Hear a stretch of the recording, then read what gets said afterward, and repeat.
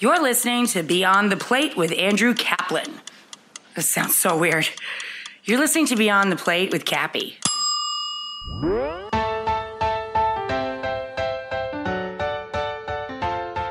We grow a lot of stuff. We have chickens, and I grow tons of citrus, and we have garden beds. So that I have to really put all towards my dad. I've learned all about my green thumb. Literally, I've gotten that from him. Season 3 of Beyond the Plate is presented by Martin's Famous Potato Rolls. Hey everyone, this is Cappy, and you're listening to Beyond the Plate, a podcast where I sit down with the world's culinary elite to explore their journey with food and their passion for giving back. Every episode, we share inspiring stories of what it means to be in today's hospitality industry. This season, we welcome a group of celebrities that have a connection to the world of food, whether they own a restaurant, host a food show, have a cookbook, or simply give back through food. We're excited to have them join us on Beyond the Plate. Season 3 of Beyond the Plate is made possible with the help of our friends at Martin's Famous Potato Rolls. Martin's was founded in the heart of Pennsylvania Dutch country in 1955.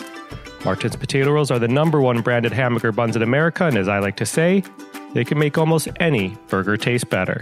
I am actually currently testing a Tex-Mex inspired Sloppy Joe for an upcoming work project, and they will definitely be going on no other bun than a Martin's roll. But here's what I love about Martin's. Their mission encompasses more than just baking great bread, buns, rolls. They believe in giving back to their community and beyond. Through volunteering time and donating resources, they support hundreds of charitable organizations such as food banks, after-school programs, disaster relief, and others that provide sustenance and comfort to people in need both close to their baking facilities and abroad. To learn more about Martin's, please visit their website at potatorolls.com, or you can follow them on social media at Potato Rolls. Martin's, we thank you.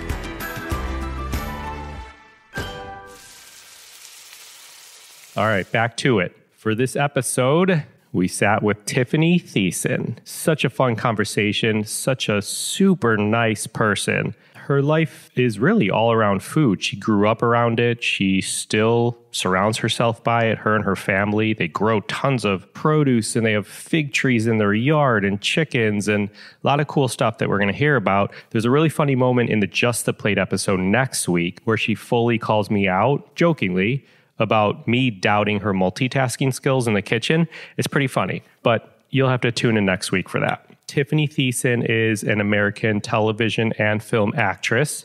She has a long list of acting credits such as Saved by the Bell, Kelly Kapowski, anyone? Beverly Hills 90210, SNL's comedy The Ladies' Man, Woody Allen's comedy Hollywood Ending. In 2009, Tiffani produced her cooking show for Cooking Channel and Food Network titled Dinner at Tiffany's, which aired for 3 seasons. She currently stars in the Netflix series Alexa and Katie. She has just published her first cookbook called Pull Up a Chair. I highly suggest you check that out. She's super charitable, and we, of course, talk about that. So I'm going to stop there, but please enjoy this conversation as we go beyond the plate with Tiffani Thiessen. Hello? Hi.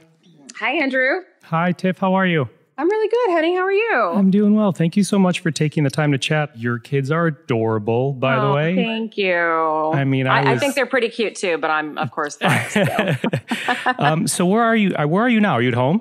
I'm actually at home. Yeah, I'm in Los Angeles, and we've been here for a little bit. That's exciting. So when you like do a call like this, are you like at a kitchen table?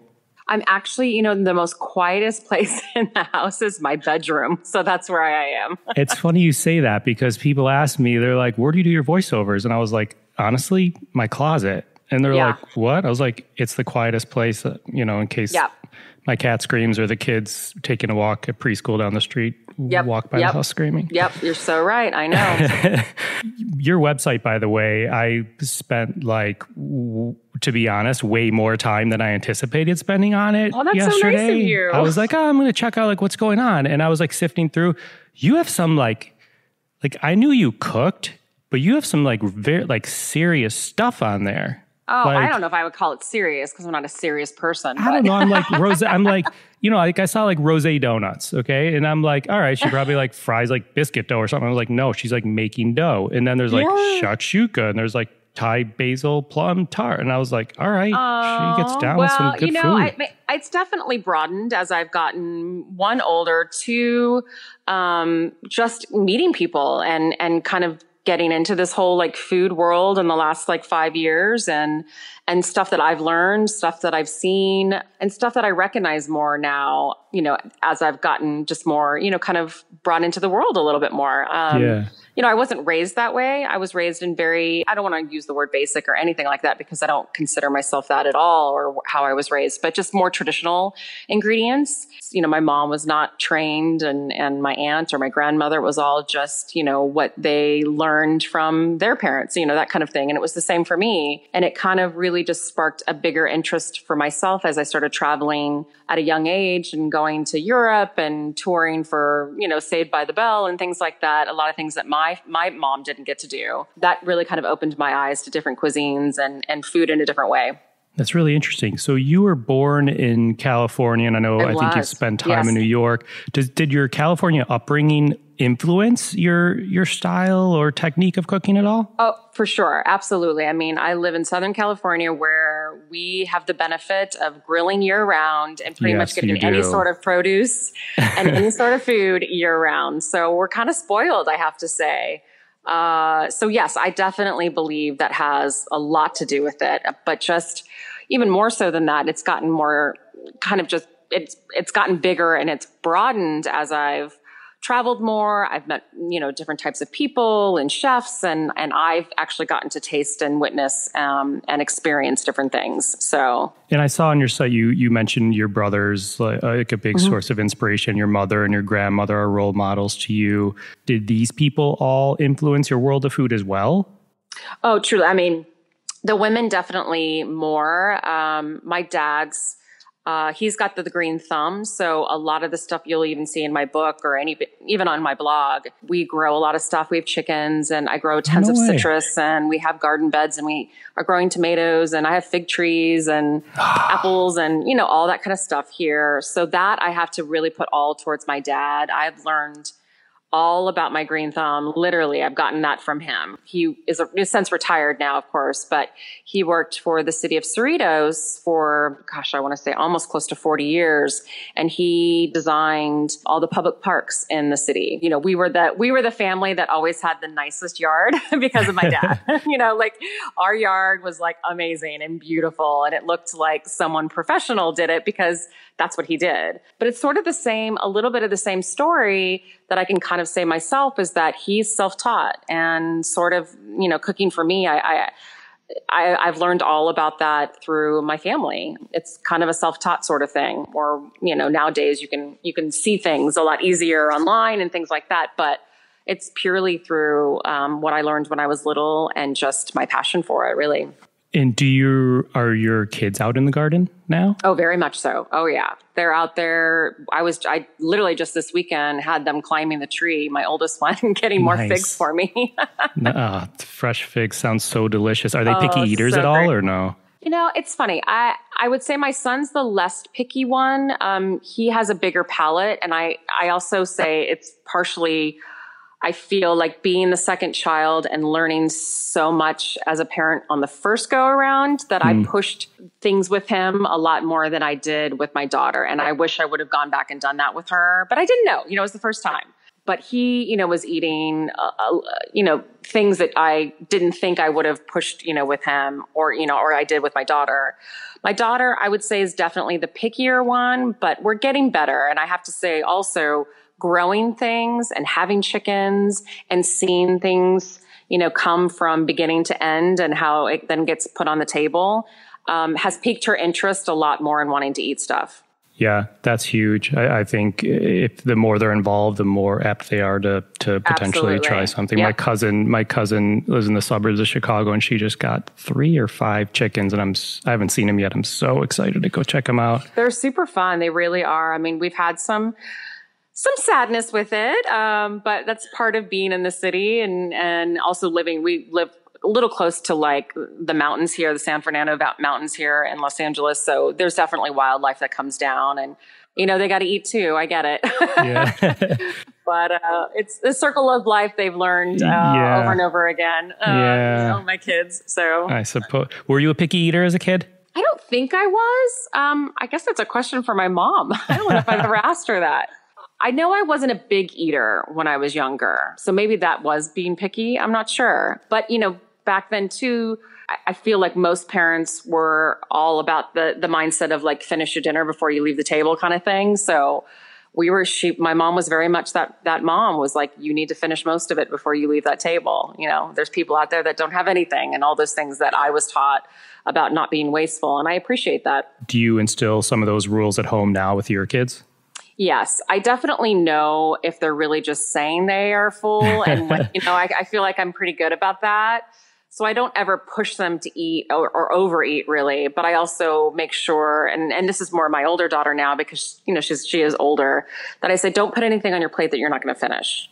So just serve what you think you're going to eat first. And then always know you can go back if you're still hungry. Can you explain your family table growing up as a kid? Yeah. I mean, it was my mom, in my early days, was at home. I mean, she really was a full-time mom and wife and what was the term they used to use back then? Homemaker? What did they? I can't remember now. There was some term that I was like, oh, we don't use that anymore, Mom. But, and my dad worked either 1 to 2 jobs, but it was usually very early in the morning, but he was always usually home before dinner time at 5:00. So we always sat down every night, literally at the table, eating as a family. I also we didn't have a lot of money, so we didn't eat out a lot. And if we did, it was definitely on occasion and it was special. It was mostly at home. Did you cook at all when you were a kid or no? Oh, yeah. I literally remember super, super young wanting to be in the kitchen with all the women in my family. Oh, yeah. Because I always would watch them and they were giggling and laughing and, all prepping meals and holiday meals. And then it was my mom, for dinners. And I wanted to be in there with them. I thought it was cool. It looked cool what they were doing. So they took me under their wing pretty young. And I started doing that at a pretty young age. Do you remember the first thing you ever cooked? I don't know if I remember the very first thing I ever cooked because I truly believe, it was a lot of me helping. But I do remember one of the bigger moments in the sense of the first kind of time sort of thing that my mom actually gave Thanksgiving to me. And she said, okay, you do it all. It's yours. Wow. And I was really nervous. One, because I was literally taking a lot of the recipes that were hers that I knew how much my family loved them. And it's like, I couldn't mess them up. Like they had to be perfect, right? Yeah. So, but that was the first time. And I want to say I was 17, I think.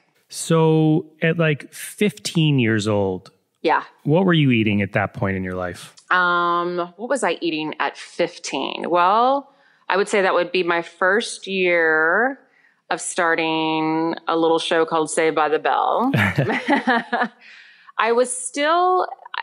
remember because I was still doing school, even though school was, on set and you were tutored, but I was still in that kind of like, I was thin. I didn't think about my figure then. I didn't have to really, so I was kind of eating anything and everything. I was extremely athletic. I was doing a lot of dance back then. So I know my appetite was big. That's when it started to get bigger, when I started to do more athletic, athletic things on the side. But the whole like looking at what I ate, I wasn't doing that at 15. I remember still like on the weekends going to Taco Bell with my girlfriends, like, you know what I mean? Like I remember that. And all right, mild sauce, hot sauce, or fire sauce. I don't think fire sauce was out. Yeah, I was definitely mild sauce, but it was like most of the time was tacos, bean and cheese burritos, or it was their nachos. I mean, those were the 3 things that I would order.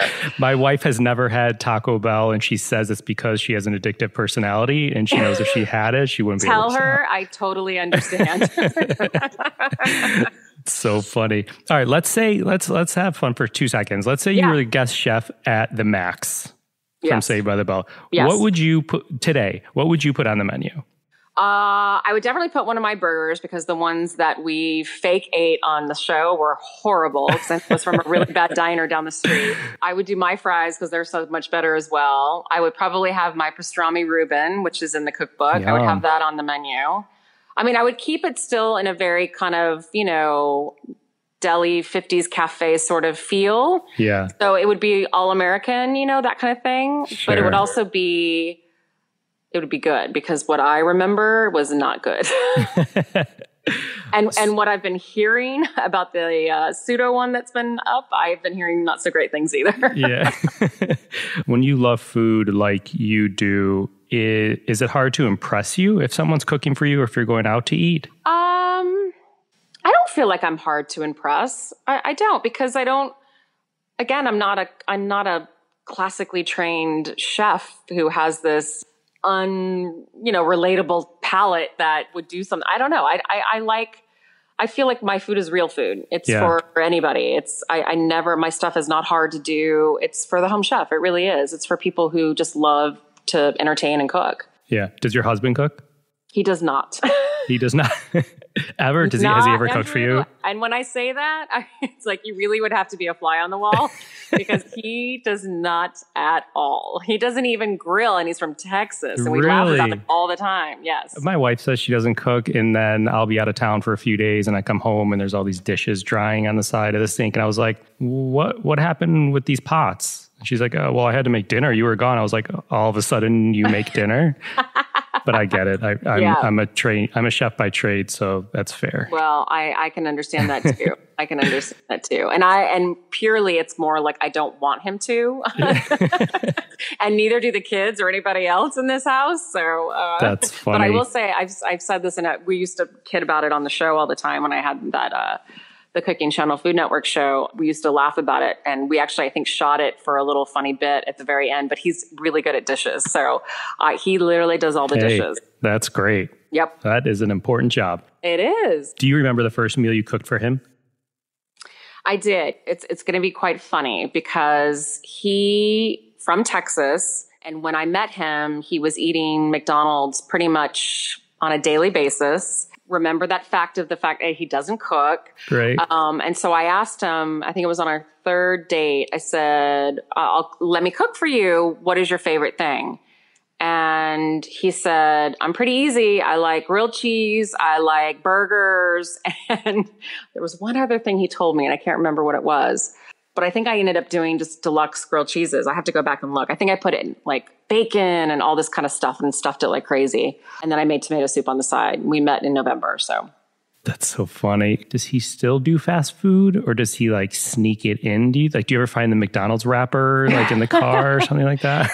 He doesn't. We've actually been trying to be on a very healthy kick these last like 6 weeks. But he was when we first started dating still for a while, and then it slowly kind of went away a little bit less and then less and less. And then by the time we got married, which was like a good 5 years after we started dating, I finally had him off of it. And he really hasn't had, I mean, here and there if we're traveling and there's nothing else, but he's been much, much better about it. He also was drinking soda, like 6-pack a day. But at the same time, this is what's so funny. This is my husband.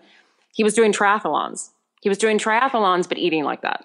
It's amazing. Those people amaze me. I know. Yeah. Okay. I want to talk just for a few minutes about like, we've kind of been hitting this, but life in the world of food. Mm-hmm. You started modeling, acting at a young age. Have you ever worked in an actual kitchen or restaurant? I have not. No. I have many friends who have restaurants. I've been around it, but I actually have never been put. I'm definitely that person and have been for a while now that when I go someplace, especially a place that it's been on my bucket list or I've been wanting to really see in a city, the one thing I ask is that please let me go see the kitchen because I love kitchens. I love kitchens in general. I think it's the place, even in a home, where most people cultivate, like that's where most people are, in the kitchen. I just had game night again on Saturday night, and I finally had to shoo everybody out of the kitchen. I'm like, we're never going to start the games if we don't get out of the kitchen, Yeah. When we entertain, my wife's like, oh, we'll put the bar like outside on the deck. I was like, just keep it in here. And she's like, I'm like, people are going to go out there and get their drink, and I'm just going to come back to the kitchen. Yep. Anyway. It's so true. It's so true. Yeah. So I guess you just kind of have to plan for that. So I guess you'd get most of your skills or kitchen know-how, like you said, growing up, seeing all these family members. Yeah. And I, truly, it's again, like, that's why if you were to watch some of my stuff, I'm not like, my knife skills aren't like off the charts, it's nothing like, I'm not not skilled that way. It's truly just from learning on my own or watching my mom or my aunts, just in a very kind of just casual setting. So based in LA, and I travel often, and I have my go-to spots, and I feel like every day someone's texting me that they're traveling to a city and where should they go. Like, I'm that guy who answers them. But do you have any like go-to spots in LA? In LA? Definitely. I mean, Ludo, who's also a friend, who's become a friend because I've been such a fan of his for so long. And I have such a passion for French food. His restaurants are always, and he just opened one here in the San Fernando Valley, which is not too far from where we live. And so that is a staple place that we go to a lot. Petit Trois. So it's amazing. But I feel like, my list of restaurants is always long. I feel like LA is getting better. It's never going to be New York, and I totally get that, but it's definitely getting better. I feel like we're expanding, especially new areas like downtown, and Highland Park is becoming like a cool area, and Eagle Rock and all these places where now we're getting kind of trendy in these new little areas. So now these cool restaurants are starting to pop up. So I feel like my list is always long. I'm always adding to it, and having 2 kids, I don't get out as often as I, sometimes would like. So I don't get to a lot of these restaurants all the time, but we try to. How are they at restaurants? Do you take them to restaurants, or does it have to be like a certain kind of restaurant? It has to be a certain kind of restaurant. Yes. It has to be a certain kind of restaurant. I mean, I have a 3-year-old boy, so it has to be a family-friendly restaurant for him for sure. Harper is definitely a little bit easier, but I was just in New York with her last week, and I took her with me just on a last minute, like, you know what, why don't you just come with me? She was off of school, and I had my work commitment was wasn't a big work commitment, so I ended up extending it 2 extra days and staying. And I took her to, they're doing breakfast at Tiffany's now, at Tiffany and Company. And so I took her for a little, breakfast, like late breakfast. And I forgot, we played tea and we've done all that at home, but like in a real place where it's quiet, I was like, oh, right, she's 8. Like, she doesn't understand. Like, you can't slam the china down. Right. You know what I mean? That's really funny. To answer that question, it's like, it depends on the restaurant. She's like real life tea. Yeah, exactly. By the way, you explained LA so well just now in terms of the food scene. Like, I'm Chicago based, so you don't have to preface it with me. We're never going to be New York, because you and I know how a New Yorker responds. I love Chicago too, though. Chicago's another city of mine that I absolutely adore and love, and the food scene's incredible there. Yeah. So, but New York is New York. I mean, I don't think you can't compare it to any place. So it's hard, it's hard to do that. And not that I would. And I'm an LA girl. New York is special for me just because I lived there for so long off and on. But still, LA is my home. So yeah, but there's great. I mean, like you said, there's great places. There's a lot of New York chefs and others going to LA. It's spreading out, like you said, in downtown and other areas. And I thoroughly enjoy the food scene when I go back to LA. I'm curious, what's your favorite spot to come? In LA? Yeah. It really varies depending on where I have to be. Yeah. It's so hard. I mean, I'm on the west side, I'm a fan of like Rustic Canyon and like Huckleberry for lunch or breakfast. Love Rustic Canyon. Like that. It's been one of my favorites for ages. Yes. So good. I mean, Justa, I can't get enough of. Is delicious. So great. Yep. I love the vibe at like Rose Cafe is pretty cool. I like it I've had dinner, but I like it during the day. It's super fun. Yeah. And then I don't know if you've been, but my cousin who lives out there recommended this to me, and it's a fish taco place called The Best Fish Taco in Ensenada. I have not, but you've totally intrigued my interest. And it's like a hut, and literally that's the name of it. And they have a fish taco and a shrimp taco. Like, that's it on their menu. Is it Tapatio style or hard shell, or what's it like? Soft, like small corn tortillas, and they have like a little style. Yeah, there's like a salsa bar with like 10 different salsas, and you just tell them how many you want of each, and they're. And where is it located? I am gonna look it up for you. Oh, I'll look it up. Don't worry about it. No, I'm looking it up. It's on Hillhurst. Oh, okay. It's on Hillhurst near Hollywood. Yeah, Hollywood. Yeah, it would be actually right down the street, not far from where I shoot the show for Netflix at the studios. My new lunch spot. I will let you know. Yeah, it's really good. So, but yeah, I'm like, depending on where I need to be, there's so much in downtown too. Like I'm a fan of like Bestia and like Baco Americana. Yeah, and I love the food and I love the look of the restaurant. Okay, so if you have to throw dinner on the table, let's say you're like, crap, I need to get dinner on the table like now. For my family or for friends? Okay. For your family. Yeah. Is there something like a go-to thing you throw together? Like what do you cook if it's like you need to make it quick? Yeah. The staples that kind of always get sort of put on the table in rotation week to week, is usually any sort of roasted chicken the kids will eat and they love. And usually we tend to do pizzas once a week, homemade pizzas, because they just have so much fun doing them. And my daughter loves, making her own, and she calls it decorating. It's really cute. She's been saying that for years, and I love it. It should be called that. And it's cake decorating. Right? Why shouldn't it be called pizza decorating? I know. This makes so much sense. She's been saying that forever, and I just love it.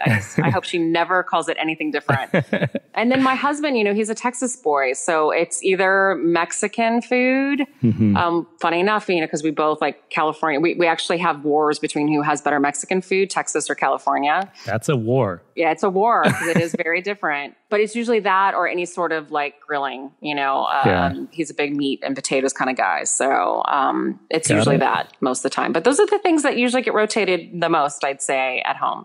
So do you ever cheat and order in? Oh gosh, yes. I have no shame in talking about how busy a household is these days. Most of the time, most parents are working both sides. It's busy. Kids with school. As they get older, it's like play dates and sports and activities. And it's a lot of work. And, I have no problem calling in pizza. Are you kidding? Yes.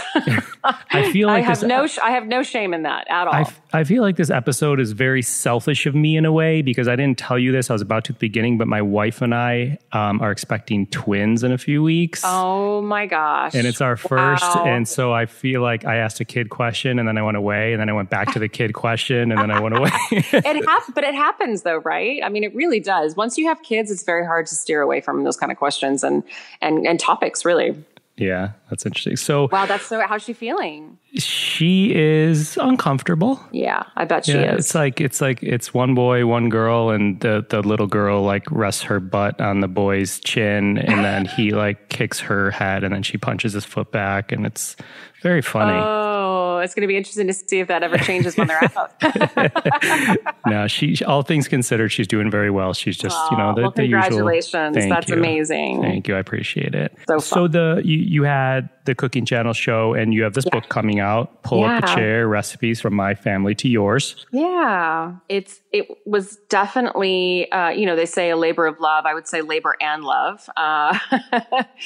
Because it was, and I'm sure you know it all too well. They pretty much told me ahead of time, people around me who had put a book out before, or a couple, or, had said it's really not an easy task. And I was like, oh, it can't be that hard. And boy, did I, learn a lot.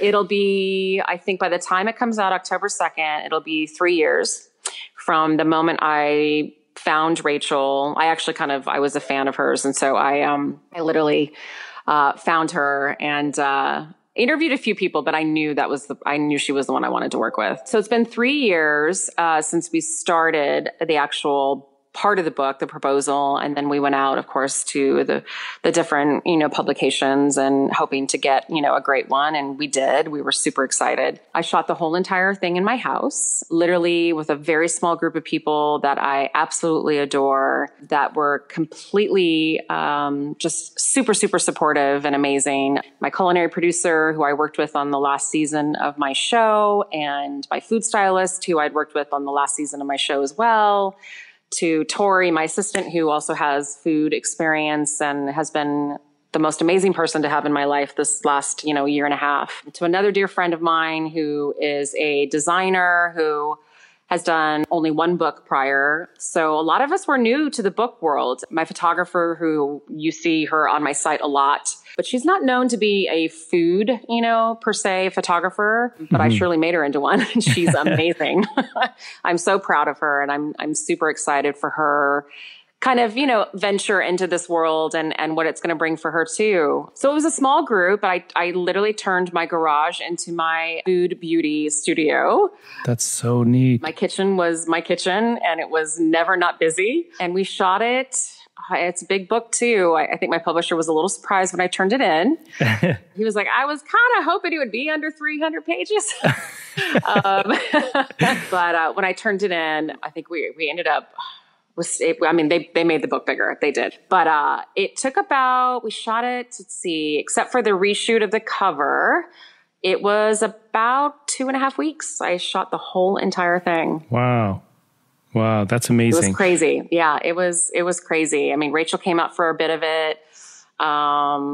And we banged it out. I mean, that's the one thing I will say that I appreciated having TV background. Yeah. A lot of us did besides just me, but we produced it like a TV show. That's cool. I mean, we shot at least, if we were doing food beauties, we were doing 10 a day. And then the days that were the bigger days were the party setups that we would do. Yeah. And then we did a couple days for the cover. We did lots of family lifestyle type stuff around the house. So yeah, it ended up being about 2.5 weeks. Wow, that's amazing.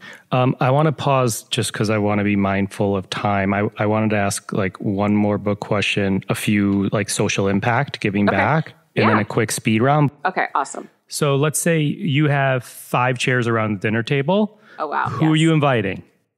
My family, of course. Always. All right, perfect. Is there a favorite recipe you have from the book? I know they're like all your children, but is there one that you're like, if I open the book, you're like, you need to make that one? There's quite a few that have a lot of history and heart to them. And it's hard to pick just one. It really, really is. From my mom's famous cream cheese pie, which is in there, I've had that since I was little. I mean, I think that's probably the first pie I ever put in my mouth. So there's a lot of special recipes in there. It's really hard to choose one. It really is. And then there's a lot of new stuff that I'm really excited about that I loved how it turned out and I loved how it photographed. And I'm excited for people to see a lot of the new stuff too. So that's great. That's awesome. So with Beyond the Plate, this podcast, it's more, we talk to chefs all over the world, but we say it's more than what we know about the food that they put on a plate because it's about how they get back to their community. And in this case, for this like special one-off celebrity season we're doing, we could say you're more than what people know you as on TV. So in terms of philanthropy and social impact and giving back, do you remember the first time or moment that inspired you to give? Wow. Yes. I mean, there's been also a lot of those too. But I could say that being young in this business, you are impressionable at a young age. I truly believe that. I feel like when we're children, we're like big sponges. And I remember Saved by the Bell had been on for a little while. It had become kind of popular. We had started traveling and it was, going to a lot of, places around the country as well as out of the country and doing big, signings and meet and greets. And we really saw the impact of this cute little Saturday morning show that I was doing. It kind of really widened my eyes a little bit of like, wow, it's kind of crazy how something on TV can be reached by so many people. And that was my first, kind of sort of idea of like, wow, okay, I can see where truly the impact of what a lot of people like I am doing, and even more nowadays with social media and all that kind of stuff, YouTube. And when I was little, I think it was probably year 3, I would say, of Saved by the Bell, I got a letter from the Make-A-Wish Foundation. And I had heard about it, of course, but I had gotten a letter telling me that there was a little girl who was battling cancer. One of her wishes was to meet me. And I couldn't believe that. It was so hard for me to kind of understand, like, me, like out of everybody that she could have picked, she wanted to meet me. I, of course, did. It changed my world. It showed me so many things, but I think on the bigger part of it, it really showed me what an amazing, what amazing group of people that really make up the Make-A-Wish, foundation and what this foundation really does and how many children they touch. And not even children, even the parents are involved. It makes it even more special now being a mother of myself and having children. So I have to say that was probably one of the biggest things that impacted my life at such a young age, where it did carry on because I ended up working with the American Cancer Society years later. I helped run a cancer camp for kids in Idaho, which changed my life as well in another direction. That was probably one of the very first ones that I feel like really kind of had a huge impact in my life. Wow. That's a great story. Thank you for sharing that. Yeah. How about as a family? Do you teach the kids about this by example? Are they too young a little bit still? Or? Harper's just starting that age where the conversation of those types of things are happening. Yes. It's lighter. We haven't taken her per se to say any hospitals or anything like that, but we do talk about it. She also sees pictures of what mommy and daddy used to do at like the camp I was just talking about and how important it is to, to be kind to everybody. And it also brings in the conversation of how some people might look different. And that also goes into that bigger conversation that started, about a year and a half ago with the TV show that I'm doing now, because she watches the show. And I don't know if you've seen it, but it's called Alexa and Katie. It's on Netflix. And we just finished shooting our season 2, but only season 1 has shown. And I play the mother of a teenager who has cancer. And it's actually a comedy, as weird as that might sound. It's not a traditional sitcom. We just got nominated for an Emmy, so we're all super, super excited about it. Congrats. But it's definitely different, and I like that it's different. It's trying to showcase the fact that most people can say we've been touched by cancer somehow, whether it's somebody we know, a friend, a family member, and we're really trying to show how, there's a flip side to it. As not so great as it is, there's a lot of people who are dealing with this. But at the same time, we're trying to almost desensitize people with it and saying this is reality. There's a lot of people who have this, but there's also a lot of treatment out there, a lot of people working towards it, and a lot of people who care to want to make a difference, and I think that's what really the show's trying to show. That's awesome. Yeah. Excellent. Speed round. Yes. What did you have for dinner last night? Last night we actually went for sushi Sunday. So Nice. That was our night out. Name a smell in the kitchen that you love. Garlic. Name a smell in the kitchen you hate. Well, there's not many that I hate. Rotten eggs? How's that? That works. Or from my husband not taking out the trash? Name a food guilty pleasure. Cheese. Okay. You were a teen idol to many in the 90s. Do you have a chef idol? I have so many, but I think as a whole and someone I've looked towards for a very, very long time, I would say Donna Hay, probably. Okay, last one. In an article stating 10 things you can't live without, you had said your white Dutch oven pot. Yes. What's the last thing that you made in that Dutch oven? It would have been, I think, last week, and it was my big one. It was my white one. Yes, I think it was my chili. All right, so take us out with this. What advice would you give to a young Tiffani Thiessen? A young Tiffani Thiessen. Wow. I would say to a young Tiffani Thiessen, don't sweat the small stuff. It's not worth it. Perfect. Thank you so much for your time. I appreciate it. So it was welcome. such a blast nice to meet talk. you over the phone. Awesome. Thank you again so much. Thank you I appreciate so much, honey. it. Congratulations too. Thank you. All right. Have a good day. Okay, you too, honey. Okay, bye. Quote, don't sweat the small stuff. It's not worth it. Thanks again to Tiffani Thiessen. Find more on her at TiffaniThiessen.com. Join us next week when Beyond the Plate presents Just the Plate, a short segment where our guests describe a dish or a recipe that is meaningful to them. Find me and keep up to date with this podcast across all social media platforms at On Kathy's Plate, or go to BeyondThePlatePodcast.com. Beyond the Plate is on Twitter at BTPlatePodcast and Facebook. Thank you to our last season partner, and again this season, formerly called Aisle 8 by Flavor Gallery, and now called Beyond the Plate Tees. They supply all of our signature hats and t-shirts to our Beyond the Plate guests, and after teasing it during season 2, it's now available to all of you. So you could go to beyondtheplatepodcast.com, click on the menu, and click on apparel to get yours today.